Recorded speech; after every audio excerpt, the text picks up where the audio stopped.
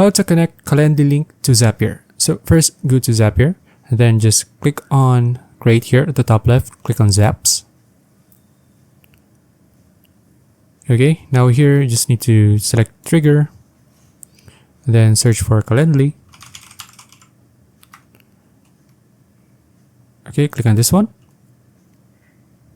Now here you just need to select your trigger event. So let's just say I'm going to select invite created and then click on sign in to your account here. Okay, now let's just sign into my account.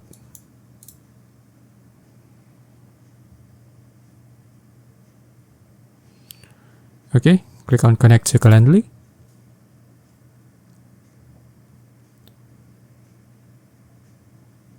Let's just wait.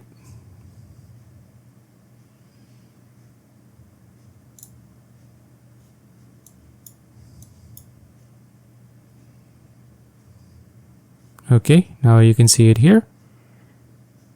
There you go.